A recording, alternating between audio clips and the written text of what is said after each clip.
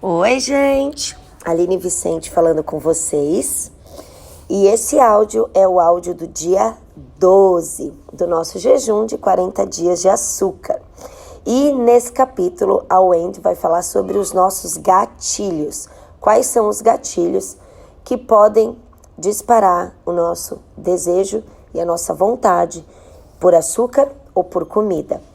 E ela coloca aqui logo no início o Salmo 139, 23, 24, que diz assim: Sonda-me, ó Deus, e conhece o meu coração. Prova-me e conhece as minhas inquietações. Vê se em minha conduta algo te ofende e dirige-me pelo caminho eterno.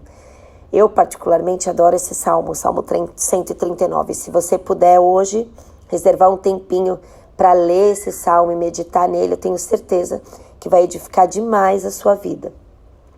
E a Wendy, ela conta aqui, inclusive eu acho que eu já até comentei com vocês, que ela e uma amiga que chama Lia escreveram um livro sobre gatilhos, mas foram gatilhos para as mães. Quais eram os gatilhos das mães que as deixavam nervosas, irritadas, bravas?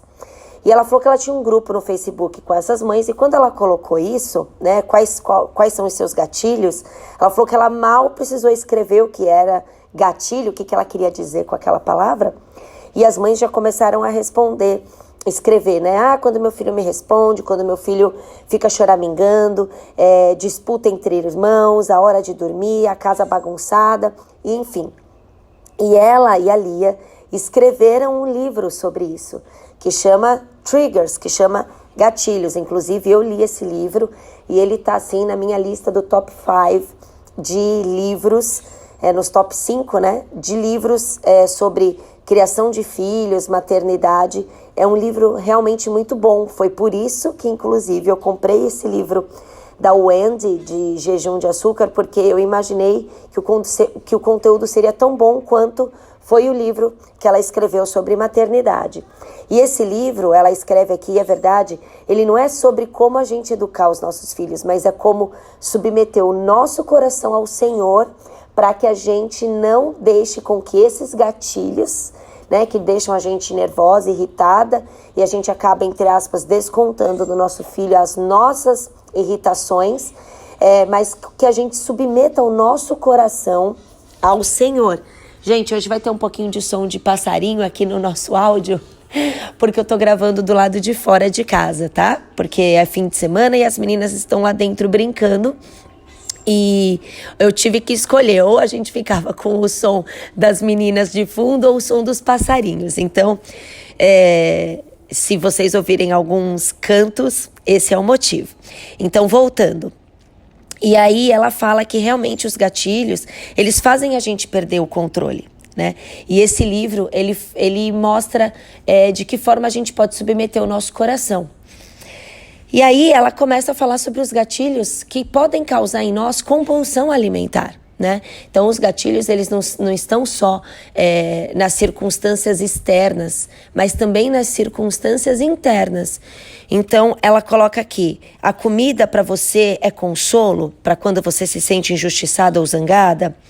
Você come quando você sente que você não foi amado o suficiente naquele dia, né? Você sente que você precisa ser mais amado, então você come. Você come porque você tem lembranças de dores do passado. E ela pede para que a gente medite um pouco sobre isso. E ela fala que se a gente conhece os nossos gatilhos, né, se você entende quais são os seus gatilhos, você tem menos chance de perder o controle para esses gatilhos. E aí ela fala pra gente orar o Salmo 139 e pedir para Deus sondar o nosso coração e mostrar pra gente, né, quais são os gatilhos que nos levam a comer mais, que nos levam a buscar o açúcar, né? E ela fala que Deus não fica bravo conosco por causa disso, mas Deus nos ama tanto que Ele quer nos ajudar a ter uma vida saudável, a ter uma alimentação saudável e não deixar com que as nossas emoções controlem as nossas atitudes, né? Não deixar com que esses gatilhos internos controlem o nosso desejo pela comida e a quantidade que a gente vai comer. E aí ela fala que alguns dos gatilhos também podem ser quando o nosso filho acorda de madrugada, ou quando o nosso marido não demonstra muito afeto, né? Um dia cheio, um dia estressante. E aí o que a gente faz? A gente vai e come. E aqui ela trouxe alguns gatilhos espirituais, né? Ela colocou isso como algo espiritual, mas ela traz aqui algumas informações importantíssimas para nós, que é o que o açúcar faz no nosso corpo fisicamente. A gente tem, claro, uma busca emocional e acha que o açúcar vai saciar, né, a nossa alma e o nosso espírito, e a gente já entendeu que isso não funciona, mas fisicamente o nosso corpo, ele muda quando a gente come açúcar, ele muda quando a gente come o glúten hoje em dia. E aí ela traz essa explicação e ela fala que o que acontece? Toda vez que nós comemos o açúcar, o nosso corpo libera dopamina. E a dopamina, ela traz uma sensação de satisfação e de alegria momentânea. Só que, quando a gente começa a buscar essa alegria, essa satisfação no açúcar com muita frequência, a gente começa a ver que o nosso corpo, ele não vai mais precisar só de um pedaço do chocolate. Ele vai pedir 2. E depois o 2 não funciona mais, vai precisar de 3. E daqui a pouco você está comendo uma barra de chocolate para ter o mesmo resultado que você tinha quando você comia apenas um quadradinho. E é aí que tá. Nós começamos a comer em grande quantidade para ter o mesmo resultado. E o nosso corpo, ele fica tão viciado nessa dopamina artificial que vem do açúcar, né? Quando a gente come o açúcar, que a gente não consegue encontrar prazer em outras coisas. E a mesma coisa acontece com o celular, gente. O prazer que o celular libera na nossa mente é exatamente o do açúcar. E a gente não consegue mais achar prazer em outras coisas. E isso acontece também na mente dos nossos filhos, né? Ela não comentou sobre isso no livro, mas eu preciso falar isso para vocês, né? O celular, ele também é viciante. E ele também libera isso no nosso corpo. Então imagina, quantas crianças ficam entediadas porque não tem nada para fazer. Não é porque não tem nada para fazer, mas é porque a quantidade liberada de dopamina no uso do eletrônico é muito maior do que quando ele está brincando com uma boneca, com um carrinho, do que quando ele está brincando ao ar livre. E nós precisamos resgatar isso não só nos nossos filhos, mas nas nossas vidas, né? Por que é que nós não sentimos mais prazer em sentar e ler um livro, em sentar e não fazer nada? Porque nosso corpo está acostumado a que nós, né, colocamos ali dentro dele dopamina de fora. Então eu vou buscar isso, vou buscar onde? Nas redes sociais, eu vou buscar onde? Eu vou buscar nas drogas, eu vou buscar na bebida, eu vou buscar no açúcar. É esse tipo de prazer que a gente fica buscando o tempo todo, quando na verdade nós deveríamos sentir prazer com coisas simples e pequenas do nosso dia a dia. E aí ela fala também que houve uma mutação no trigo que a gente come hoje em dia. Na década de 1970, os geneticistas, eles alteraram o trigo para que tivesse um maior rendimento. E aí, qual foi, né, essa mudança? O que ela gera na gente?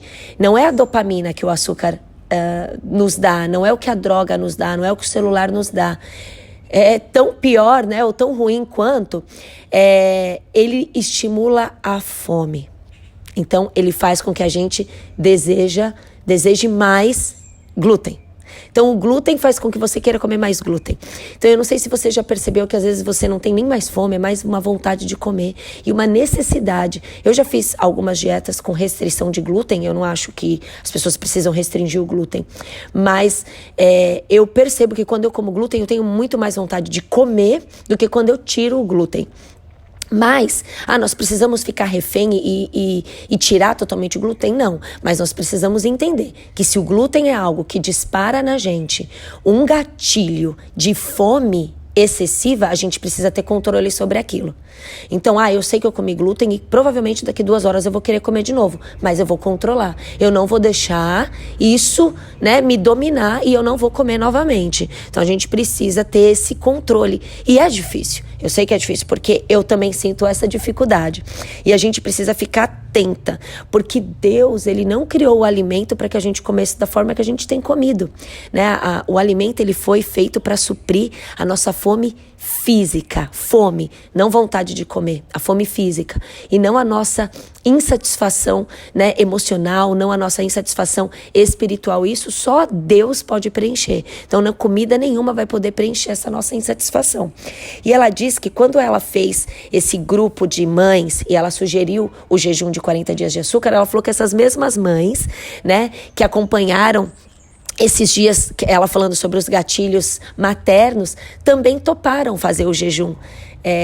O grupo dela é quase igual ao nosso, né, gente? A gente aqui vai fazer esse de açúcar e depois a gente vai fazer outros, né? Não jejum, mas nós vamos fazer outros estudos. Eu espero que vocês topem e permaneçam aqui. E aí ela fala que uma das mulheres escreveu um livro depois de muitos anos após esse jejum. Provavelmente ela deve ter estudado mais. E ela coloca aqui pra gente uma coisa muito legal que a gente pode fazer. Ela fala pra você anotar. Todas as vezes que você teve muita vontade de comer, ou que você comeu demais, ou que você ficou, eu preciso comer um açúcar, você anotar por que é que você está com essa vontade, o que aconteceu naquele dia. Será que você se sentiu culpada por algo que você fez com seus filhos, né? A gente tem aquela culpa materna e a gente descarrega. Será que à noite, depois que tudo se acalma, você precisa se encher de comida para relaxar? O que é que faz com que você coma demais? E ela fala que se a gente anotar, a gente começa a ter mais controle sobre isso, porque a gente entende o que vem antes. Então, se a gente consegue controlar o que nos gerou antes, então toda vez que eu tenho um dia difícil, eu busco comida. Quando meu marido não me trata bem, né, quando ele não é afetuoso comigo, eu busco comida. Quando eu me sinto culpada em relação aos meus filhos, eu busco comida. Quando eu tenho um dia cheio no meu trabalho com o meu chefe, eu busco comida. A gente consegue se controlar. Aconteceu isso, eu vou levar para Deus, eu vou falar para Deus o que tem acontecido comigo, para que Deus possa me trazer a satisfação, para que Deus possa me dar uma direção. E mais uma vez, durante o jejum, a gente sai do piloto automático, né? E a gente fica mais atento ao Senhor. E que a gente permaneça dessa maneira, que a gente permaneça buscando o Senhor com intencionalidade, para que Ele possa suprir, né? Inclusive, o nome desse livro que essa moça escreveu, amiga da Wendy, chama Comida, Jesus e as batalhas por satisfação. Porque, na verdade, a nossa alma é insatisfeita, né? Nós podemos falar sobre isso no próximo áudio para não ficar muito longo, mas nós, seres humanos, nós somos insatisfeitos, não importa o quanto nós temos, nós sempre vamos querer mais. Por quê? Porque o vazio que está em nós não pode ser preenchido por nada que está no mundo. Então, se você ganhar R$1.000, você vai querer ganhar 2. Se você ganhar 50, você vai querer ganhar 100. Se você ganhar 500, você vai querer ganhar 1 milhão. Não, é como se fosse uma fome insaciável por mais e mais. E nós precisamos entender que nada nesse mundo vai nos satisfazer, né? Por mais que a gente tenha tudo, ainda assim, um lugar reservado, o buraco que está aí em você, que te traz essa insatisfação, só Deus pode preencher. Então nós precisamos realmente entregar tudo para Deus e pedir para que Deus nos preencha e nos complete, para que a gente se sinta plenamente satisfeitos, tá bom? Então agora vamos orar. Vamos pedir para que Deus possa sondar o nosso coração e nos preencher definitivamente. Amém? Senhor, te agradecemos por esses 12 dias. Ó Deus, obrigada, porque o Senhor nos sustentou até aqui. Senhor, nós queremos saber quais são os nossos gatilhos, o que é, Deus, que dispara em nós a nossa vontade de comer doce, o que dispara em nós a nossa busca por satisfação, o que é, Senhor? Nós sabemos, o Senhor diz na tua palavra, que no mundo teremos aflições, teremos provações, e por que é que nós recorremos às coisas do mundo ao invés de te buscar? Na tua palavra o Senhor diz: você que está cansado e sobrecarregado, vinde a mim e eu vos aliviarei. Por que é que nós buscamos sermos aliviados por coisas do mundo, coisas materiais, comida? Sabemos que nós não seremos plenamente satisfeitos com isso, Deus. Senhor, te pedimos, mostra-nos, Pai, sonda o nosso coração e mostra quais são as nossas emoções. Por que é que essas emoções têm nos controlado? Precisamos de Ti. Precisamos que o Senhor tome o controle de nossas vidas, que o Senhor tome o controle das nossas emoções, Deus.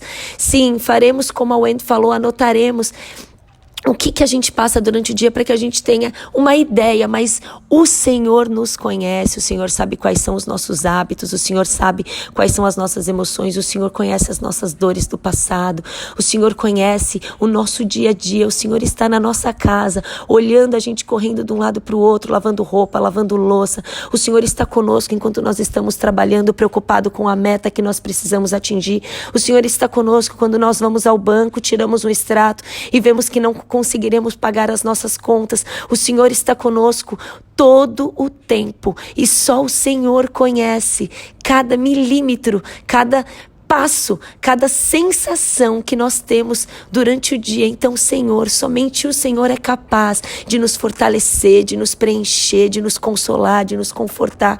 Senhor, por favor, venha a nós, traga essa satisfação, preenche esse espaço que só cabe ao Senhor. Precisamos de Ti, dependemos de Ti, Senhor, e não queremos mais viver como estamos vivendo, não queremos mais estar como estamos. Então, entregamos a Ti o controle. Vem sobre nós, Senhor, em nome de Jesus. Amém. Amém, meninas.